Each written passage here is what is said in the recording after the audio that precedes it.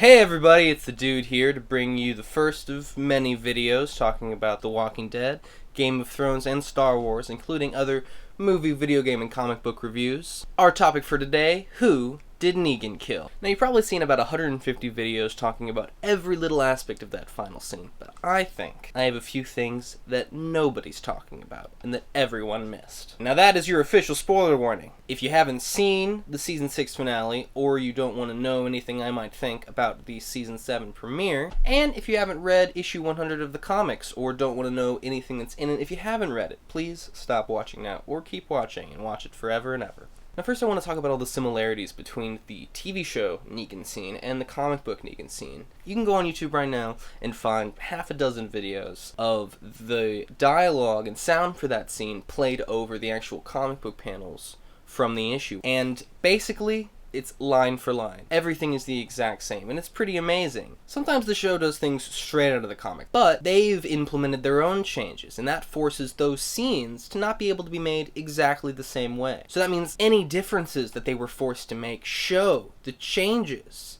that they've made to the story. Let's say the death is different, okay? In the comics, Glenn dies. Now, if there were no changes in the scene, and the dialogue was exactly the same, and there was no other little bits, then I would think Glenn died.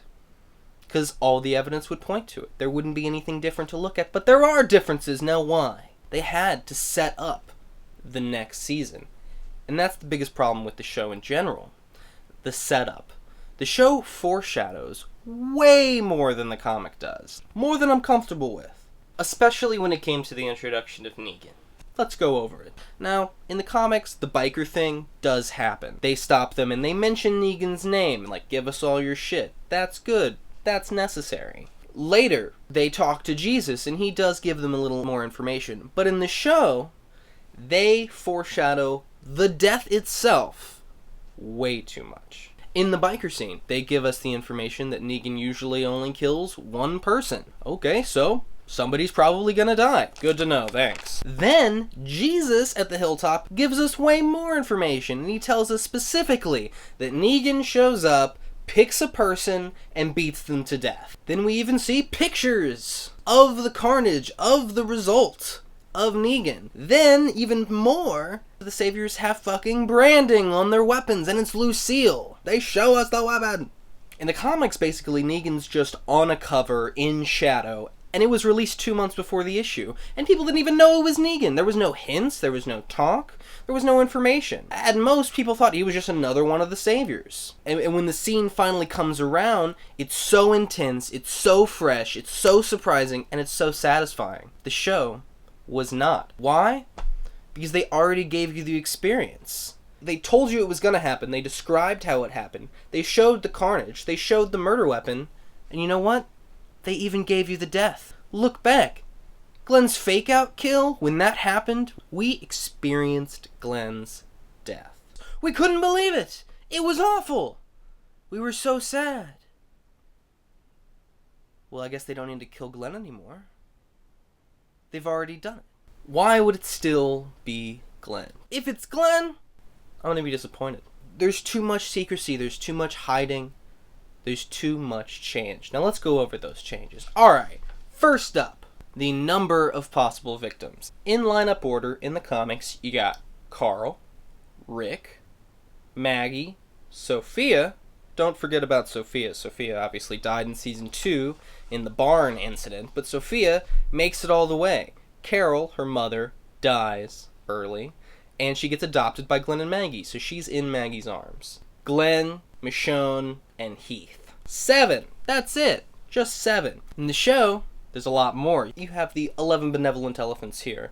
And in the comics, it really doesn't matter what the lineup is. First of all, it's on the page, so there's not like editing trickery. And it all happens so fast, and you're so worried for your characters that you flip the page before you even have a chance to think which order he hit any, meeny, miny, mo on. In the show, however, this lineup is like the most thoughtful thing that has ever been done on this show.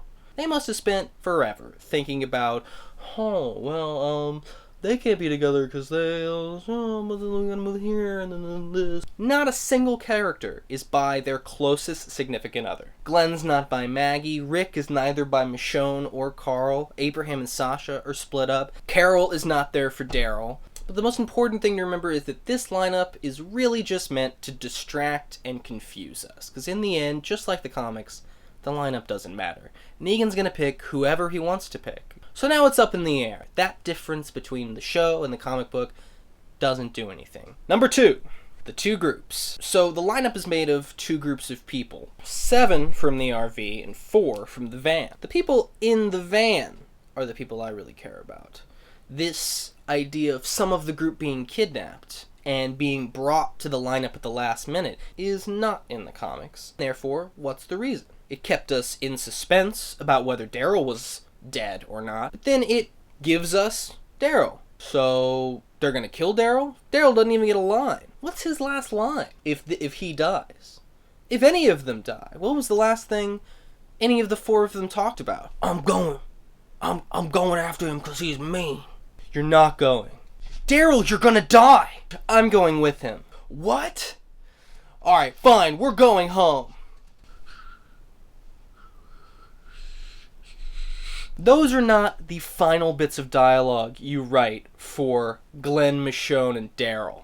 Those are not their last scenes. I bet anything on it. What does that mean? That means anybody who's in the van is safe. But how could you be so sure? But how could you... It's my opinion that every episode should somewhat stand on its own. We haven't seen any of those 4 characters in that episode. If you were not a fan of this show and you walked into it fresh, and then there was a crazy lineup going on, they brought in 4 other characters you never heard of, and then one of them dies, that doesn't work. They're not going to do it. Why did they separate them? To give more focus on the other 7 characters, the actual contenders for the death. One of the characters that is actually going to die. Those 4 aren't dying. Number 3, the gun. Alright, so Negan has to pick somebody. He's all walking around, and he gets to Carl, and he says, you got one of our guns.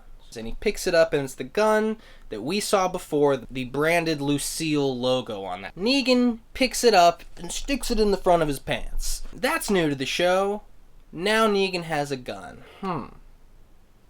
Why would they give Negan a gun? First, let's move on to number 4. Glenn's lashing out. So, unlike the comics, when Negan is kind of going along and he gets to Maggie and he threatens her, Glenn, who's not sitting by Maggie, lashes out, and Dwight gets right on top of him with a crossbow. He's like, please don't do it. And Negan's just like, alright, get him back in line. But if that happens again, I will shut that shit down, no exceptions. That's not in the comic. So there's a gun added. And the idea that Negan will shut that shit down. Well, some people think that there's going to be 2 deaths. And let's think about how there could be 2 deaths. So, skipping a little ahead to the end of the scene, whoever gets hit, gets hit. We see that, and there doesn't seem to be any kind of breaking up of the timeline there. Now, obviously, back at the mid-season finale for Season 6, when, all of them are covered in zombie goo, and their hands are holding, and they're walking, and little Sam is just like, Mom! And we figured that when we come back in 2 months in February, that it was going to be the exact same situation. No. They kind of did a rewrite and pushed the big death scene to the end of that episode. Nobody liked that. So if they learn from their mistake and don't break up the timeline in the Season 7 premiere, then we can assume that hit number 2 kills him. We're in black. And it's smush from there on out. And as far as we're concerned, those hits are not interrupted. If a second person were to die, in my mind, it would be maybe somebody is going to lash out. Somebody is going to get too emotional and try to attack Negan, and then he just pulls a gun out and shoots him. Man, that would be rough. Man, they would really top the comic book. That would... No! It wouldn't be perfect. It would be shitty. You know why? Because the character who gets shot is getting shot for no fucking reason. A lot of people think that because these actors have not necessarily been seen on set, that Glenn and Abraham are the 2 to die. Now let's say it's a situation like Abraham gets hit with the baseball bat once. That first hit does irreversible damage. Now if Glenn were to lash out again and try to save Abraham, and die doing it, that wouldn't make any sense, because he wouldn't sacrifice his life when he has Maggie still alive. And if Glenn's the one to get hit, and Abraham steps in line and gets shot, yeah, Sasha, and Eugene, and Rosita. Whoever gets hit, nobody's coming to save the day. On top of that, if anyone was to lash out, Negan is a man of his word. I would expect him to cut Carl's other eye out and feed it to Rick. Negan comes in and says, I'm gonna kill one of you. And that's important. He's trying to make a point. Negan's not going to kill two people. He's trying to get these people in line. They can't work for him if they're dead. So connecting the gun to the two deaths to the lashing out is bogus. So why have the gun? Why have the lashing out? Well, the gun could be to set up something between Carl and Negan later. Maybe it was just a resolution to Carl getting the gun in the first place. In the show, an addition that they added was the storming of the Savior's compound, where they got all those guns. Maybe that's just a natural thing that they had to write in to conclude that idea, that they killed a bunch more of Negan's people and have a lot of their guns. The lashing out is much more interesting. The initial lashing out of Glenn could, in a way, be a goodbye from Glenn to Maggie. He's the only one of the four people from the van to get a line, and it's Maggie. Please, don't kill her. That is last line material. Glenn's last line in the comic books, after he gets hit in the head, is Maggie. But I don't think it's going to be Glenn. I don't think that's a surprise enough. If it's not going to be two people, I still don't think it can be just Glenn. And listen, in the comics, I don't know what a world with Negan and Glenn really looks like. I've never seen a world with Glenn and Maggie together past Negan. Glenn's death effectively pushes Maggie's character, in the comics at least, to being one of the major players. She becomes stronger, she becomes a leader, and she has a baby. Before Glenn's death, Maggie was kind of just Glenn and Maggie, and she wasn't much of a fighter, and she wasn't much of a leader. But in the show, she's sort of moved past that. At a certain point, they just started telling us she was a leader. Like, Deanna came in and just like, hi, I'm gonna be best friends with Maggie now. She's a leader. Maggie's been a fighter since, like, the beginning of Season 3, when everyone learned how to use a gun and a knife after the winter break. She kicked ass in that episode with Carol this season, where she was kidnapped by those saviors. She's even adopted an orphan girl, Enid. Enid. Sophia was in the lineup in the comics. Why wasn't Enid there? I guess if Maggie was the one to get hit, it wouldn't be possible if Enid was being held by her. And the show already has a baby. Judith, in the comics, dies at the prison. And Maggie's baby later is sort of special, because it is the only baby so far that's really made it. But in the show, if Maggie has a baby, aren't we gonna be just like, put it with the other one? And then, in the episode right before the season finale, they give her a haircut. They pretty much complete her journey. She's a new character. She's a leader. She's a fighter. She's a mother. And then, all of a sudden, there's a problem with the baby. That whole season finale is about saving Maggie. Rick is even holding her hand and it's just like, we're gonna make it together. Cause we've always been together. And that's the way it's gonna be. If Maggie was to die, that would be the ultimate failure for Rick. And if one thing is sure, this death has to affect everybody. But more than anything, it has to affect Rick. Now, of course, if Maggie was to get picked, Glenn would lash out. I think that's why they put him lashing out for the first time in the season finale. We saw that Dwight was right on top of him. Now, before the pick, Dwight is on edge. He's ready to grab Glenn again if he was to lash out. Now, let's think about Dwight for a second. When we first saw him, he's a relatively good guy running away from the Saviors. The next time we see him, he's scarred and fighting for them. There's more than meets the eye to Dwight. I think he is a person who has been punished by Negan. To him, the only relationship he knows about from this scene are Rick and Carl and Glenn and Maggie. So if Maggie was to be picked and he's standing right by Glenn, of course he's going to grab him again. While Glenn's screaming, he could even say something in his ear like, I know it hurts. I know. Save it. And this could set up a future relationship between Glenn and Dwight. Everyone's focused on this big relationship between Daryl and Dwight, but to be perfectly honest, that relationship's pretty fucking simple.